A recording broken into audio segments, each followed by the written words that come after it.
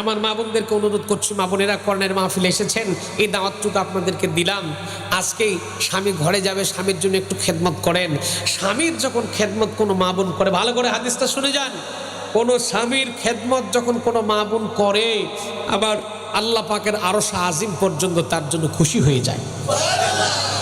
আর স্বামীর খেদমত বা করবে কেন? আমাদের তো দোষ, আমরা মোহরানা ঠিকঠাক মতো দেই না। হুজুর কই এবার ঠিক জায়গায় হাত দিছেন। দেখবেন যারা মোহরানা ফাঁকি দেওয়ার কায়দা করে, আপনাদের এলাকায় হয়, দেখবেন মোহরানা লেখে 10,99,999 টাকা দেন মোর নগদ নাকফুল বাবদ 345 টাকা। নগদ কত? কথা কয় না বারে, কথা কয় না। কয় টাকা লেখছে মোহরানা? আরে তোর 10,000 টাকা তোর সামর্থ্য, তুই 10,000 টাকা রাখ, ওই 10 লাখ টাকা রাখার দরকারটা কি? হ্যাঁ, মোহরানা এখন লেখে 10 লক্ষ টাকা, এত এত মোহরানা, নগদ 345 টাকা দিয়ে তোমার সাথে তার বিবাহ। আবার দেখবে মোহরানা যারা ফাঁকে দিয়ে আসতে পারে এরকম রুমাল দিয়ে থাকে, মুখে রুমাল শরীফ দিয়ে থাকে, মানে কথা বলে দুই ধারে দুই মন কান্নাকের, মানে দুলা ভাই, ও কথা কয় না।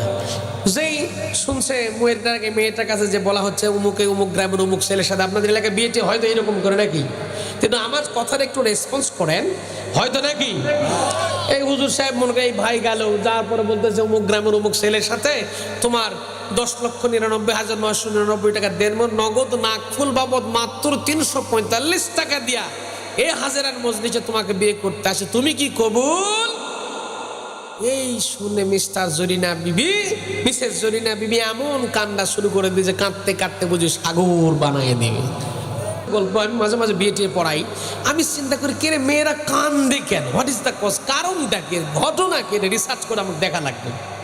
রিসার্চ করে আমি গবেষণা করে দুইটা জিনিস আমার মাথার মধ্যে ধরা পড়েছে। সেটা হলো, 1 নম্বর কান্দার কারণ আমি লক্ষ্য করে দেখেছি, আমার প্রিয় ভাইরা, আমার গবেষণায় যারা ধরা পড়লো সেটা হলো, আমি 1 নম্বর কারণ পর্যবেক্ষণ করে দেখলাম, সেটা হলো মহিলারা কান্দে 2টা কারণে। 1 নম্বর কারণ হলো, চিন্তা করে মহিলা চিন্তা করে, আমি গোপালপুরের মেয়ে, আমার বিয়ে হবে কুষ্টিয়া শহরে, বিয়ে যখন হয়ে যাবে, আমার বিয়ে হওয়ার পরে কবুল বলার সঙ্গে সঙ্গে বাড়িঘর জায়গা জমি সব থেকে আমি পৃথক হয়ে যাব, এমনকি মারা গেলে পর্যন্ত আমার লাশটা পর্যন্ত আর এই বাড়িতে আসবে না, সেখানেই মাটি দেওয়া হবে, দাফন কাফন করা হবে। 2 নম্বর মেয়েটা কান্দে, 2 নম্বর তার কারণের চিন্তা, কান্দার চিন্তা অত্যন্ত গভীর। মহিলার চিন্তা করে সর্বনাশ, সেই ছেলেটার সঙ্গে আমার আজকে বিয়ে হচ্ছে, নগদ 10,99,999 টাকা দেন মোহরে, নগদ নাকফুল বাবদ মাত্র 345 টাকা দেয় যে লোক বিয়ে করতে আসছে, না জানি জীবনের শুরুতেই কোন সিটারের পাল্লাই পড়লাম। আছে না নাই?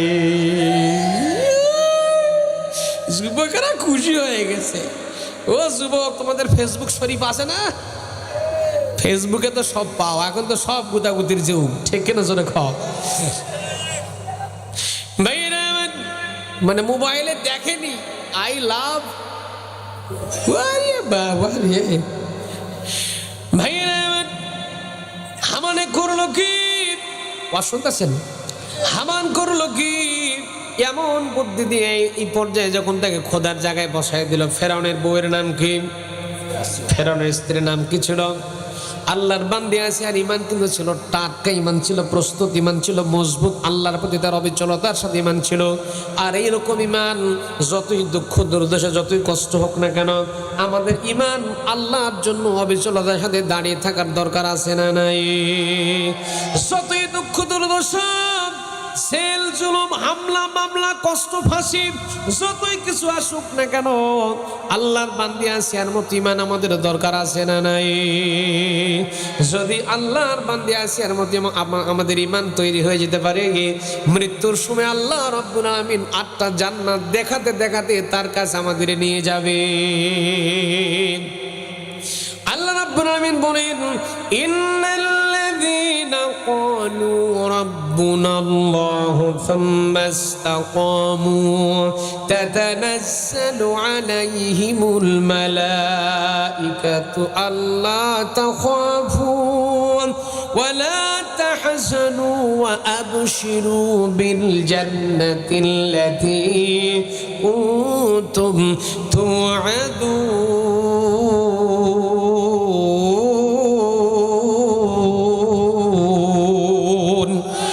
আরেকটু চিল্লায় কোন আল্লাহু আকবার। ফেরাউন এখন মিশরের খোদা হুজুর। কি হুজুর? কথা বলে না। কি হুজুর? কি হুজুর? মিস্টার ফেরাউন বর্তমানে মিশরের রানিং খোদা হুজুর। খোদা হুজুরের আবার বউ আছে, বউয়ের নাম ছিল আসিয়া। আসিয়াকে নিয়ে এবার খোদা হুজুর আল্লাহর বান্দে আসিয়া এখানে যখন ঘুম পাড়তে, আমরা যখন বাড়িতে ঘুম পাড়ি বউকে নিয়েই তো ঘুমাই। যাদের বউ নাই তারা আবার কই না, দোয়া করে আল্লাহ যেন তোমাদের তাড়াতাড়ি বউ হয়। হ্যাঁ, খুশি হয়ে গেছে, এরা খুশি হয়ে গেছে। এই এলাকার যারা বাপ মা আছেন, যাদের ছেলে মেয়ে আছে, তাড়াতাড়ি হুটহাট করে বিয়ে পড়াই দিন। আল্লাহ কবুল করুক, কবুল করুক। বিয়ে করলে আল্লাহ বরকত ঢেলে দেয়। সুবহানাল্লাহ পড়েন। মুসলিম শরীফের হাদিস, বিয়ে করলে আল্লাহ রহমত দয়া বরকত বান্দার উপর ঢেলে দেয়। আর আমাদের দেশের বাপ মা চিন্তা করে, ছেলে কিন্তু পড়াশোনায় শেষ হয়নি, বউকে খাওয়াবি কি? সে বুঝি না খাইয়ে থাকে নাকি? ছেলেটা খুশি হয়ে গেছে। যাক, মা বোন যারা আছেন এবং আমাদের বাপ মা যারা আছেন তাদেরকে অনুরোধ করছে, ছেলেদের বয়স হলেই বিয়ে পড়ায় দেবেন ইনশাল্লাহ। আল্লাহ একটা ব্যবস্থা করে দেবে। আল্লাহু আকবার। দোয়া করে আসলে তোমাদের যেন আল্লাহ তাড়াতাড়ি বিয়ে পড়ায় দেয়। আল্লাহু আকবার। ভাইয়েরা আমার, আল্লাহর বান্দি আসিয়াকে নিয়ে যখন ফেরাউন ঘুম পাড়তেছিল, ফেরাউন অত্যাচারী স্টিম রোলার চালিয়ে দিয়েছে, মুসলমানদের উপর অত্যাচার চালিয়ে দিয়েছে। বনী ইসরায়েলের লোকদের উপরে ফেরাউন যখন অত্যাচারী স্টিম রোলার চালালো, নির্যাতন নিপীড়ন অত্যাচার নির্যাতন চালিয়ে যেতে লাগলো। এক পর্যায়ে আমার আল্লাহ সহ্য করলো না, আমার আল্লাহ রাব্বুল আলামিন চাইলো না, ফেরাউনের রাজত্ব আল্লাহ ধ্বংস করে দিতে চাইলে। এই জন্য করে আমার আল্লাহ ফেরাউনকে একটা স্বপ্ন দেখাচ্ছিলেন। গভীর ঘুমের মধ্যে ফেরাউন আছে, স্ত্রী আল্লাহর বান্দি আসিয়াকে নিয়ে যখন ফেরাউন ঘুমিয়ে গিয়েছিল, ঘুমের ভিতরে ফেরাউন একটা স্বপ্ন দেখতেছে। এই যুবকেরা আমার দিকে তাকাও। ঘুমের ভিতরে ফেরাউন একটা স্বপ্ন দেখতেছে।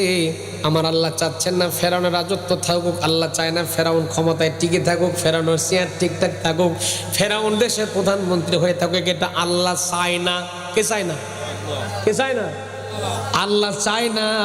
এই জন্য আল্লাহ কোরআনে কারিমের মধ্যে সুন্দর করে জানিয়ে দিয়েছেন, নুরিদু আন্নাবুন্না আলাল্লাযীনা ইসতুদঈফু ফিল আরদি ওয়া নাজআলাহুম আইম্মাতাও ওয়া নাজআলাহুমুল ওয়ারিসিন।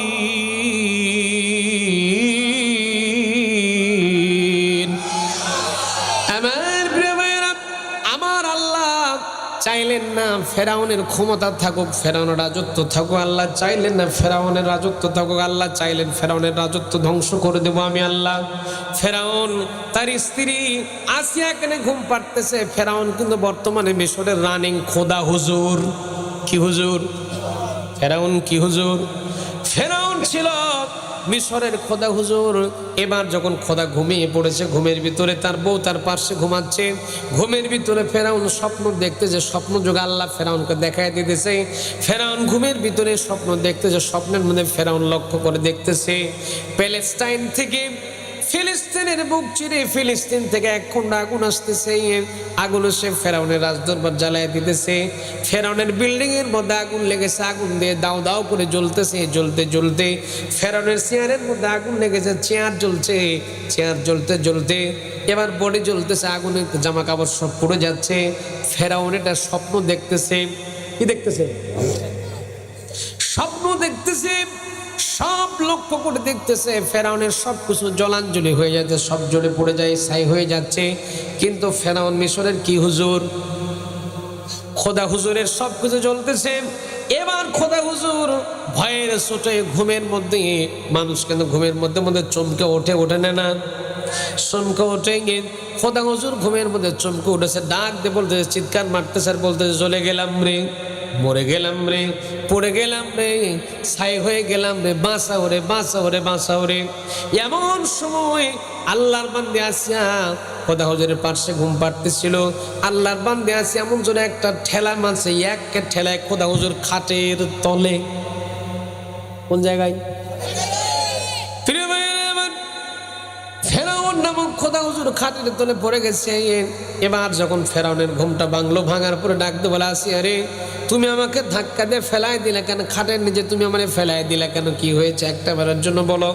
এখন আসিয়া ডাকতে বলতেছেন, ও খোদা হুজুর, খোদা নিজে যদি বাঁচার জন্য মিনতি করতে থাকে, ডাকতে বলে, মরে গেলাম রে, পুড়ে গেলাম রে, ছাই হয়ে গেলাম রে, বাঁচাও রে, বাঁচাও রে, বাঁচাও রে। খোদা নিজে যদি বলতে থাকে, তাহলে আমরা খোদার বান্দা বান্দিরা কার কাছে যাব?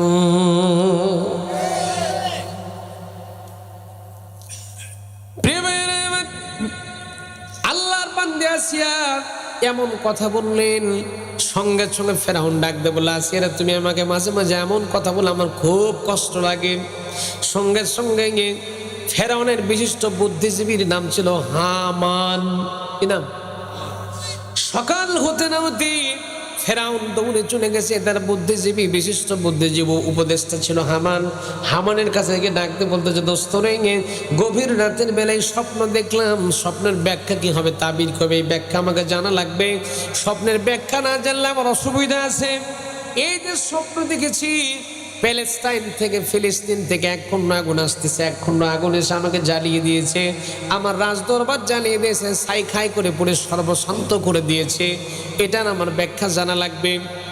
হামান নামক টাক মাথা আস্তে করে ডাক দিয়ে বলে, দোস্ত রে, টেনশন করা লাগবে না, চিন্তা করা লাগবে না। যেহেতু আমাদের দেশের মধ্যে অনেক বড় বড় গণক ঠাকুর রয়েছে, তারা গণনা করতে পারে সুন্দর করে, ঠাকুর গণৎকার আছে, গণনা করতে পারে, তার গণনা করে দেখবে ঘটনা কি ঘটছে।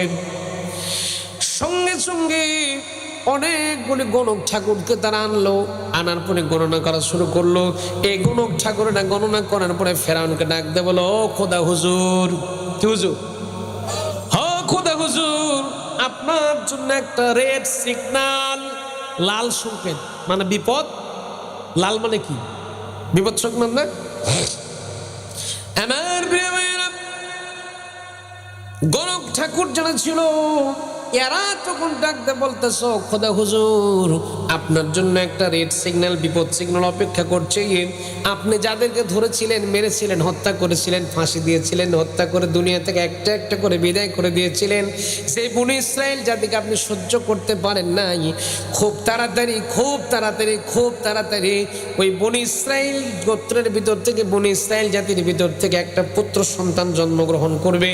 ওই পুত্র সন্তান দুনিয়াতে আসার কারণে আপনার দেশ যাবে, গদি যাবে, ক্ষমতা যাবে, চেয়ার যাবে, রাষ্ট্র যাবে, দেশ যাবে, সব জলাঞ্জলি, কিচ্ছু টিকায় রাখতে পারবেন না, সব শেষ হয়ে যাবে।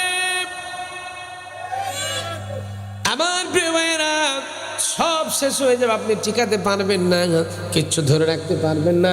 এবার ফেরাউনের মাথার মধ্যে টেনশন কাজ করলো, তাহলে আমার সিয়ার তো ঠিক রাখা লাগবে, বাঁচাবো কেমন করে, আমার ক্ষমতা ঠিক থাকা লাগবে, যে যা হয় হোক আমার সিয়ার ঠিক, সব ঠিক, যা হয় হোক। এইদিকে দেশের 12টা বাজে 14টা বাজুক না কেন, আমার গদি ঠিক থাকাই লাগবে। এটা ফেরাউনের কথা ছিল।